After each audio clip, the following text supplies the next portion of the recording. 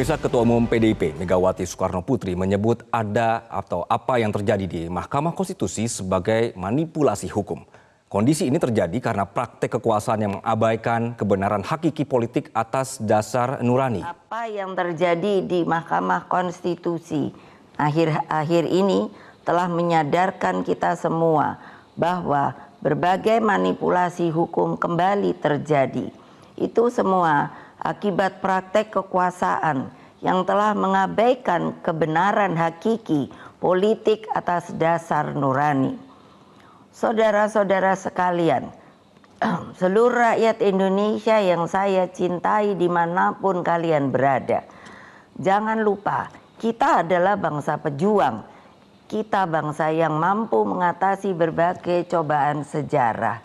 Karena itulah dalam situasi seperti ini, mari kita kawal pemilu 2024 dengan nurani dan sepenuh hati. Kita jadikan pemilu 2024 sebagai momentum untuk mendapatkan pemimpin terbaik yang benar-benar mewakili seluruh kehendak rakyat Indonesia, mengayomi agar Indonesia menjadi bangsa hebat, unggul, dan berdiri di atas kaki sendiri. Rekayasa hukum tidak boleh terjadi lagi. Hukum harus menjadi alat yang menghadirkan kebenaran. Hukum harus menjadi alat mewujudkan keadilan. Hukum harus menjadi alat mengayomi seluruh bangsa dan negara Indonesia. Dengan keadilan inilah kemakmuran pasti akan bisa diwujudkan. Karena itulah terus genggam erat semangat reformasi itu. Dalam pidato resmi yang disampaikan Ketua Umum PDIP juga menegaskan tidak boleh ada intimidasi kepada rakyat serta meminta rakyat untuk tidak membiarkan adanya celah kecurangan pemilu yang sudah mulai terlihat akan terjadi. Pemilu yang demokratis, yang jujur, adil, langsung, umum, bebas, dan rahasia harus dijalankan tanpa ada kecuali. Rakyat jangan diintimidasi seperti dulu lagi. Jangan biarkan kecurangan pemilu yang akhir ini terlihat sudah mulai akan terjadi lagi. Gunakan hak pilihmu dengan tuntunan nurani. Pemirsa, ini adalah kali pertama Megawati berbicara secara resmi sejak gonjang-ganjing hubungan dengan Presiden Jokowi mengemuka dan juga setelah polemik di MK. Sudah bergabung bersama kami dari luar studio politikus senior PDIP Arya Bima dan pengamat politik Adi Praetno. Mas Arya, Mas Adi, terima kasih sudah bergabung dalam Metro hari ini. Terima kasih. Selamat sore, Anggi. Mas Adi. Saya akan ke Mas Arya dulu. Ya, Mas Arya, jadi Ibu Mega ini bilang jangan rakyat diintimidasi dan ada kecurangan pemilu yang terlihat sudah terjadi. Intimidasi dan kecurangan pemilu seperti apa yang dimaksud Ibu Mega, Mas? Ini, Ibu kan menempatkan di sini tidak sekedar hanya peserta kontestasi yang mengusung Pak Ganjar Pranowo ya. Saya lihat dengan Pak Mahfud MD. Bu Mega melihat bahwa ada upaya kecurangan pemilu kembali terjadi. Terjadi lagi menjelang pemilu 2024. Ditegaskan bahwa praktek-praktek yang mengingatkan kembali pada praktek saat itu di zaman rezim otoritarian Orde Baru, ya, dan itu sudah disepakati, ya, untuk seluruh elemen bangsa yang waktu itu dilawan, gitu. Jadi tegas sekali bahwa ada upaya di ajang pemilu 2024 ini, ya, masyarakat pemilih diajak memilih yang benar-benar mencerminkan kehendak rakyat. Berarti ada yang tidak atau usaha memilih pemimpin yang tidak mencerminkan kehendak rakyat. Yang mengayomi rakyat ini ditegaskan. Ayo ajak untuk memilih pemimpin yang benar mencerminkan kehendak rakyat dan mengayomi seluruh rakyat. Jadi pesan Ibu Mega jelas terang bahwa di situ demokrasi tidak sekedar soal pemilihan, ya, dengan segala prosedur yang ada, tapi demokrasi yang disampaikan oleh Ibu adalah kombinasi antara keadilan, kesetaraan yang tentunya ini bisa ada kalau dijaga dengan yang namanya hukum atau konstitusi itu. Nah, Ibu melihat bahwa ada upaya-upaya memanipulasi hukum melalui Mahkamah Konstitusi, itu jelas. Mengingatkan saat itu dengan yang namanya pemerintahan Orde Baru, ya, kesewenang-wenangan terjadi yang Ibu lihat sekarang ini, ya, yang mana itu tidak bisa dibiarkan. Itu berbahaya, karena tentunya demokrasi yang sebenarnya merupakan satu kesetaraan tadi, kebebasan untuk berekspresi, kebebasan untuk memilih sesuai dengan nuraninya, ini mulai ada yang tentunya dirasakan lewat berbagai instrumen yang Ibu miliki, dan tentunya karena Ibu tadi ditekankan Presiden kelima, Ketua Umum, dan juga sebagai penggiat demokrasi, tentunya Ibu menangkap hal-hal yang saat ini tidak mencerminkan adanya kepatuhan terhadap konstitusi sendiri, yang mana tadi ditekankan oleh Ibu bahwa konstitusi ini adalah kristalisasi dari kehendak rakyat, ya. Karena itu harus ditaati, ya.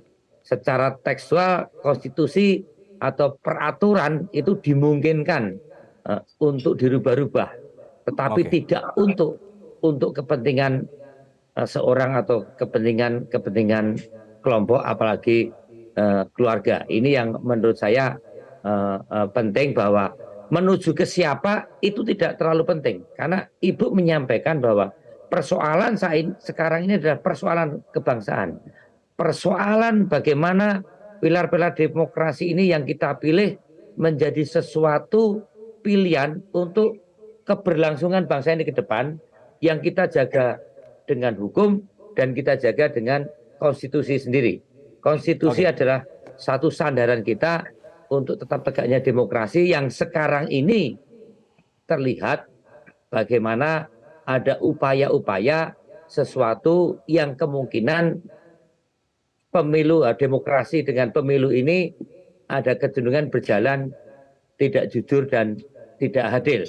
Dan dia meminta semua pihak, baik yang ada di seluruh masyarakat ini, untuk menjadi satu kelompok yang sekaligus kelompok yang ikut bersama-sama. Baik, Mas Arya. Baik itu yang sebagai penyelenggara, sebagai peserta, itu sama-sama, atau yang penting itu karena melihat ada ini ya, ada kecenderungan tanggung jawab pemerintah ini menjadi karena melihat ada kecenderungan penting untuk kepentingan sekelompok, begitu ya, Mas Arya ya. Saya ke Mas Adi dulu. Mas Adi, apakah Anda melihat kali ini perangnya sudah terbuka antara PDIP dan Presiden Jokowi? Saya melihat belum sepenuhnya terbuka. Karena tidak memention siapa orang yang dianggap memanipulasi putusan hukum, tidak memention kira-kira siapa yang melakukan intimidasi politik. Meski pada saat yang bersamaan kita tahu bahwa pidato Mbak Megawati ini tentu dikaitkan dengan proses pencapresan yang saya kira melibatkan Gibran Rakabuming Raka yang awalnya tidak cukup umur, tidak memenuhi syarat. Kemudian gara-gara putusan Mahkamah Konstitusi beberapa waktu yang lalu, kemudian bisa dan dinyatakan sebagai salah satu kontestan yang berpasangan dengan Pak Prabowo Subianto. Meski pada saat yang bersamaan, tak lama setelah itu, Ketua MK kan dianggap sebagai orang yang melakukan pelanggaran yang cukup berat secara etik. Saya kira di situ sebenarnya mesti diletakkan ya, bagaimana pidato Megawati Soekarno Putri tentu ingin mengkritik bagaimana proses syarat capres dan cawapres yang memang sejak lama itu tidak memperbolehkan salah satu orang tertentu untuk bisa maju, tapi karena ada rekayasa mungkin di hasil putusan, maka kemudian memungkinkan Gibran itu bisa bertanding, itu di situ. Yang kedua, mungkin juga pidato yang terkait dengan intimidasi politik, terkait dengan sejumlah kejanggalan-kejanggalan yang belakangan ini cukup ramai diperbincangkan di media sosial. Misalnya ketika ada sejumlah oknum-oknum aparat tertentu mendatangi partai, itu kan dianggap sesuatu yang tidak wajar misalnya. Ataupun ketika begitu banyak penurunan atribut-atribut sejumlah calon tertentu dan tidak dilakukan kepada calon yang lain, Ini kan menimbulkan keresahan. Ini kan gaya-gaya politik Orde Baru yang memang sepertinya terus disampaikan kembali oleh para aktivis sejumlah elit-elit Mas Adi. PDIP selama ini yang sering kita sampaikan. Bahkan dalam beberapa kesempatan misalnya sejumlah elit PDIP mengatakan bahwa kita akan menghadapi kebangkitan Orde Baru atau yang mereka sebut dengan Neo Orba. Jadi pidato Megawati per hari ini itu sebenarnya menebalkan satu keyakinan politik bahwa praktek politik di Mahkamah Konstitusi terkait dengan pencopotan atribut, kemudian ketika ada salah satu oknum ataupun oknum aparat-aparat yang mendatangi kantor partai politik, ini bagian dari gaya-gaya politik lama yang mestinya dihindari dan bahkan harus dilawan karena demokrasi harus sehat, demokrasi itu harus diselamatkan oleh kita semua. Jadi kalau mau jujur sebenarnya secara eksplisit bisa ditafsirkan pidato Megawati Soekarno Putri ini ya ditujukan kepada bagaimana Gibran Rakabuming Raka yang awalnya tidak memenuhi syarat bisa maju, tapi tiba-tiba bisa maju gara-gara putusan Mahkamah Konstitusi. Soal intimidasi politik tentu terkait dengan praktik politik, bagaimana atribut-atribut kampanye calon tertentu dihilangkan, diturunkan, tapi tidak berlaku kepada yang lain. Dua hal yang menjadi indikasi dan menjadi variabel di mana ini adalah akumulasi sepertinya dari rasa marah, rasa kekecewaan yang dihadapi oleh teman-teman PDIP menghadapi Pilpres 2024 yang akan datang. Saya kira di situ poin saya, Mas. Oke, Mas Adi, sampai seorang ketua umum yang berbicara atau merespon kondisi ini, memang seserius itu jadinya kondisi di lapangan, Mas, atau masalah yang di lapangan? Ya, saya kira relatif agak serius ya. Pertama memang menyangkut hubungan antara Jokowi dan PDIP yang sangat sulit untuk bisa disatukan kembali. Yang kedua terkait dengan proses-proses bagaimana praktik untuk meloloskan Mas Gibran sebagai salah satu kontestan di 2024 itu kan menjadi suatu hal yang serius. Beberapa hari ini kan juga kita mendengar bagaimana pernyataan keras kan dari Pak Ganjar Pranowo. Sebelumnya juga pernyataan keras dari Pak Hasto. Sebelumnya juga dari sejumlah elit-elit PDIP yang mempersoalkan putusan Mahkamah Konstitusi, di mana hampir semua elit PDIP mengatakan mereka terusik dan gak nyaman dengan putusan yang dianggap mengangkangi demokrasi. Sekalipun putusan MK itu adalah final dan banding, tapi teman-teman PDIP itu tidak bisa menyembunyikan rasa sakit hati dan bahkan amarahnya. Betapa proses-proses politik soal pencapresan ini menjidrai hukum, menjidrai demokrasi, apalagi ada putusan dari Mahkamah MK gitu ya yang menyebutkan ada indikasi. Nah itu nanti juga Mas Adi yang akan kita coba tanyakan dan akan kita konfirmasi ke Mas Arya. Keputusan MK tersebut menjadi bukti bahwa kekuatan moral, politik kebenaran, dan politik akal sehat tetap berdiri kokoh meski menghadapi rekayasa hukum konstitusi. Kita semua tentunya sangat-sangat prihatin dan menyayangkan mengapa hal tersebut sampai terjadi. Mas Arya, Mas Adi, terima kasih masih bersama kami di Metro hari ini. Mas Arya, sebenarnya mana yang membuat Ibu Mega ini bereaksi keras? Soal manuver yang dilakukan dan dianggap mengkhianati partai atau soal hukum di MK yang diacak-acak, Mas? Jadi kalau kita cermati ya apa yang disampaikan Ibu ini pada posisi beliau bukan lagi sekedar sebagai ketua umum yang saat ini juga mengusung Pak Ganjar Pranowo dan Pak Mahfud MD. Jadi beliau mengatakan bahwa tiba saatnya untuk berbicara dengan nurani. Jadi kalau nurani itu tidak bicara menang kalah, nurani bicara soal benar salah kita di dalam memaknai kita berdemokrasi saat ini seperti apa. Dengan tuntunan akal sehat dan berbicara dengan kebenaran yang hakiki. Kalau kubu sebelah itu hanya bicara bagaimana supaya saya menang, ya kan? Kalau perlu konstitusi saya akalin, ya kan? Kalau perlu seluruh kekuatan saya akan pakai untuk memenangkan. Nah, beliau melihat ini akhir-akhir ini beliau melihat bahwa bangsa Indonesia ingin Indonesia tegak dengan demokrasi. Nah, jangan digeser bahwa persoalan saat ini hanya sekedar kekecewaan Ibu yang hanya mengusur Ganjar terus disebutkan lagi apakah itu hanya urusan Gibran, Mas Wali Kota atau urusan Pak Jokowi. Enggak.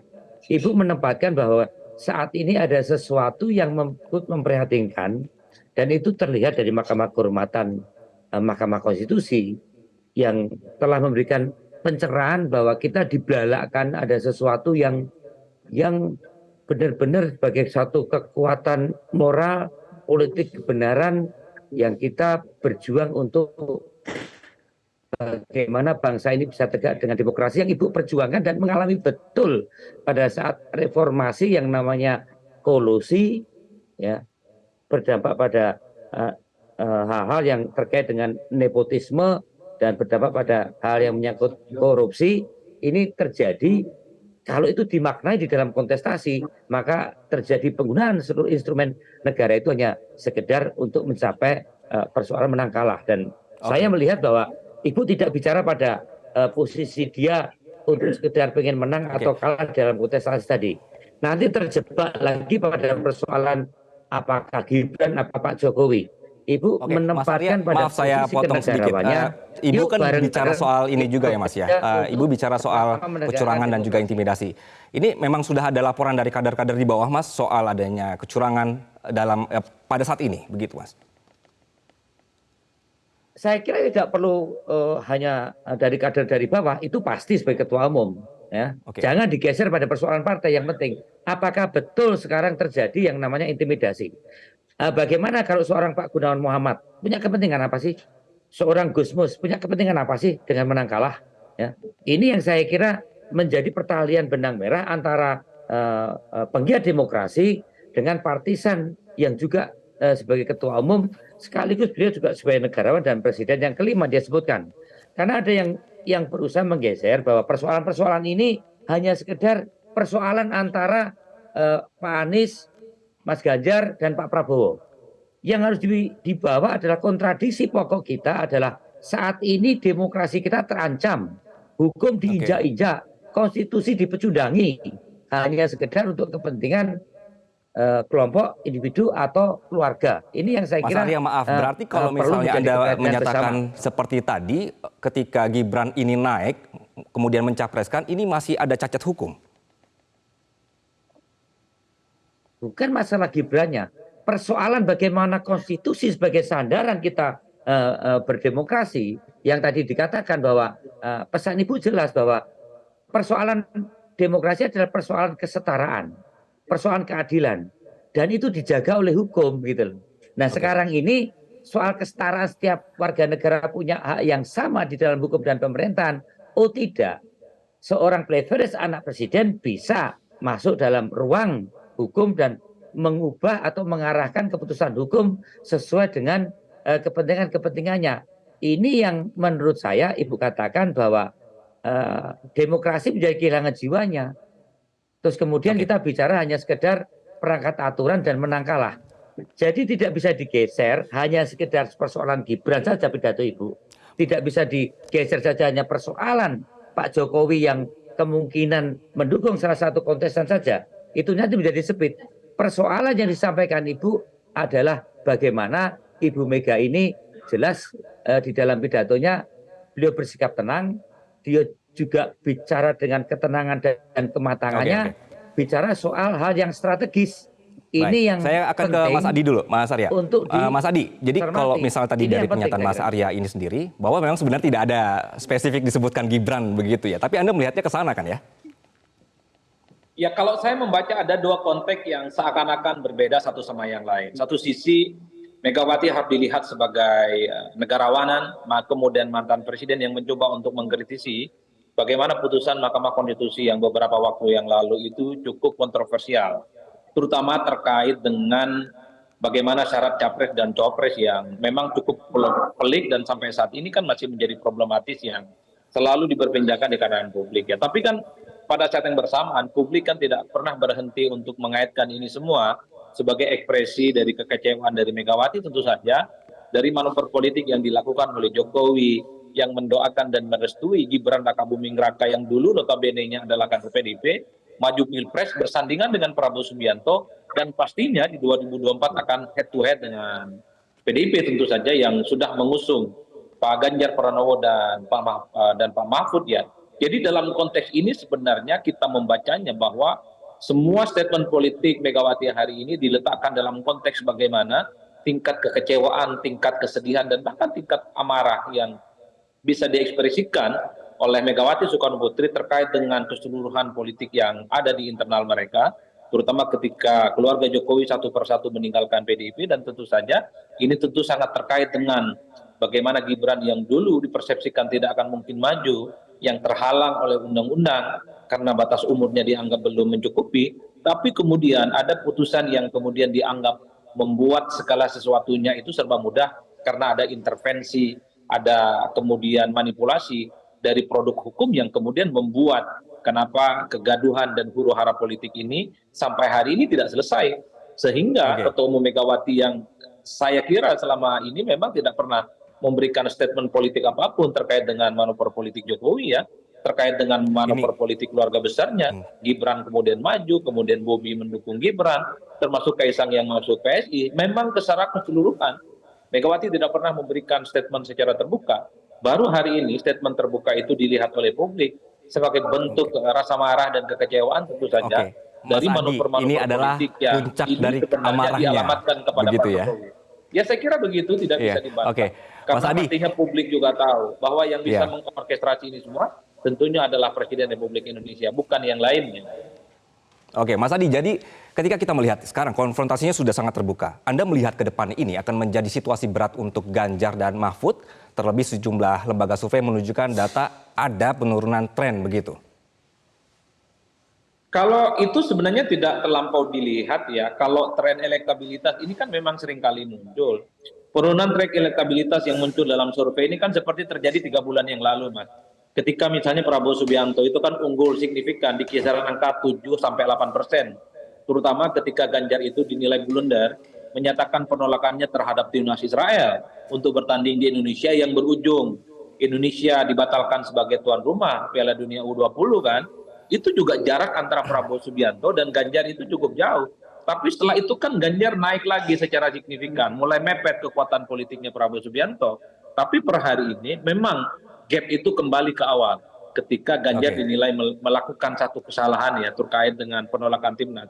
Bagi saya kalau melihat itu rasa-rasanya tidak mungkin ya dilakukan bagi PDIP menyampaikan secara terbuka Megawati Soekarno Putri mengkritik soal putusan MK. Sepertinya yang ingin disampaikan adalah bahwa siapapun yang tanding di Pilpres 2024, siapapun nantinya yang menang sebagai presiden dan wakil presiden harus melalui proses dan mekanisme demokrasi yang cukup terbuka, fair, dan tentu saja jujur dan adil. Jangan menggunakan segala banyak cara hanya untuk mengamankan kepentingan politik tertentu. Soal elektabilitas tentu up and down, dan kalau kita melihat survei-survei, ini kan yang masuk putaran kedua kan cuma 2, Prabowo Subianto dan Ganjar. Kecuali Ganjar itu disurvei tidak lolos dalam putaran kedua, mungkin pernyataan Megawati Soekarno Putri hari ini bisa dikaitkan dengan tren elektabilitas Ganjar yang ditengarai sedang mengalami penurunan, bukan karena yang lain. Saya kira di situ posisi saya, Mas. Baik, Mas Arya, jadi Ibu Mega sudah berbicara, sudah disampaikan keluhannya, kekhawatirannya. Jadi ke depannya ini bagaimana harapan untuk bisa menjaga supaya tidak ada intervensi dari penguasa dalam tanda kutip di sini dan juga netralitas, Mas. Oh ya, kompetisi politik itu hendaknya sekali lagi diharapkan tetap berjalan jujur dan adil ya untuk semua pihak.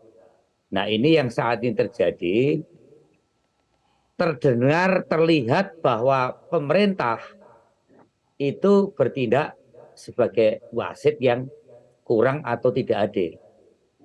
Ini yang terlihat seperti tadi disinggung ada masalah baliho, ada kelompok tertentu yang menelpon segala macam lah. Ini rakyat mulai berasa dan tentunya juga sampai ke ibu. Ya, kita ingin bahwa kemuakan-kemuakan yang terjadi di tingkat rakyat ini tidak terus meruncing dan kemudian bisa merugikan semua pihak, tentunya dalam kondisi apapun. Dan terlihat sekali bahwa perilaku aparat ini, ya kita berdemokrasi kan semua punya peluang yang sama untuk menang dan kalah. Kelihatan bahwa aparat lewat tindakannya itu ada kelompok yang memang tidak siap menang dan menggunakan cara-cara yang sebelum reformasi tadi, cara-cara yang primitif ya. Pokoknya ingin menang bagaimanapun caranya, itu yang dia lakukan. Ini pasti yang membahayakan demokrasi. Ini yang kemudian Ibu sampai menyampaikan pada posisi melihat ada bahaya karena konstitusi sudah dimainkan untuk kepentingan hanya sekedar untuk memenangkan atau menggugurkan calonnya, dan rakyat sudah pinter, sejarah juga pasti akan mencatat, ya. Dan rakyat juga akan mengingat karena ada memori 1998 yang sama dengan kondisi saat ini, dan kita sudah melihat bahwa sejarah semacam itu tidak mungkin hilang dari memori ingatan kita. Itu saya kira yang disampaikan oleh Ibu Mega yang menyuarakan nurani masyarakat melihat kondisi saat ini. Baik, Mas Arya, Mas Adi, jadi kita tentu sama-sama berharap ya, jadi pemilu aman, tanpa intimidasi dan tidak diganggu oleh pihak-pihak tertentu, begitu. Terima kasih Mas Arya, Mas Adi atas waktu Anda di Metro hari ini. Jelajahi cara baru mendapatkan informasi. Download Metro TV Extend sekarang.